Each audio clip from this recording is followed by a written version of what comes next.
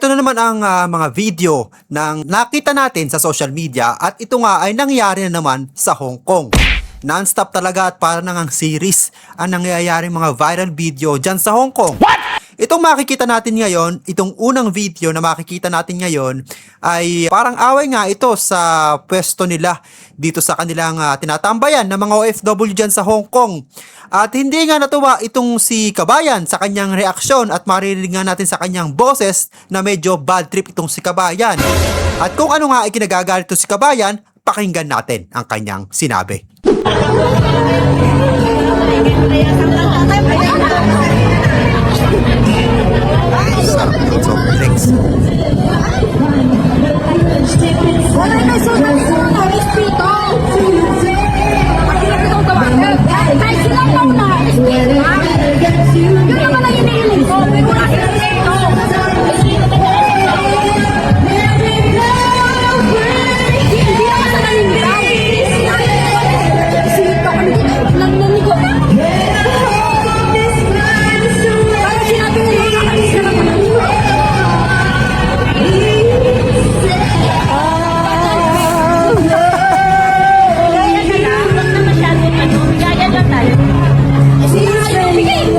Tama nito.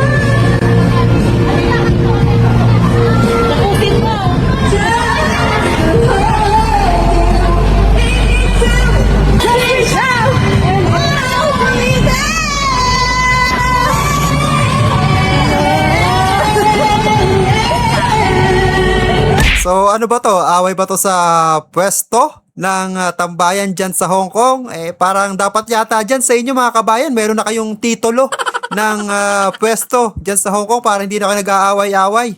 Diyos ko naman, napakaliit na bagay yan para pag-awayan nyo. Hindi na talaga natapos-tapos, masyadong ang maiinit ang ulo ng mga kabayan natin dyan sa Hong Kong. At eto pa nga, huli sa video ang away ng isang grupo sa nasabing bansa dyan pa rin sa Hong Kong kung saan nga makikita ang grupo ng mga kababaihan na nagkakarambulan sa isang lugar dyan sa Hong Kong. Hindi na nga rin kabataan itong sila kabayan na makikita natin sa video na magrarambulan. Ang iba nga sa kanila parang 40, 50 at ang iba nga parang papunta na sa retirement yung itsura nila.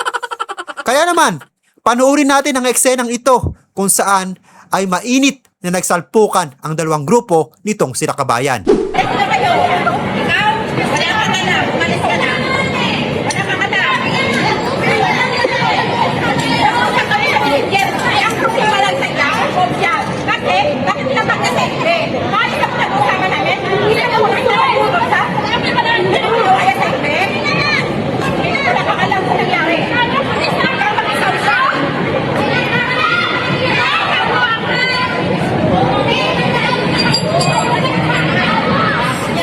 Three hours later.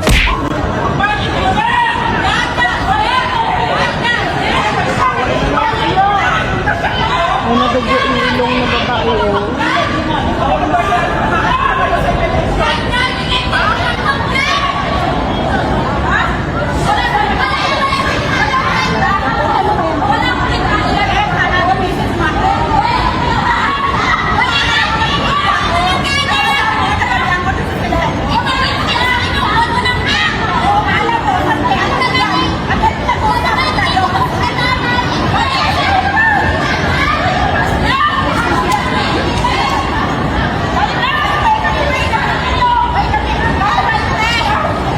So kita mo itong mga to, no?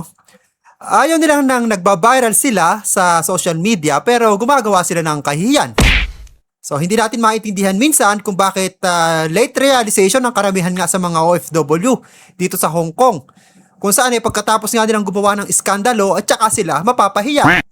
At saka nila marirealize na hindi maganda sa mata ng ibang tao yung nakikitang ginagawa nila sa mga pampublikong lugar. Oh, shit! Kung ayaw natin na naiiskandalo tayo, dapat ay pinag-iisipan natin yung mga kilos natin. Perfect. Para hindi tayo nabubuli sa social media. Dahil ito nga, medyo may edad na nga itong sila kabayan pero sige pa rin ang pakikipagrambulan na parang mga kabataan.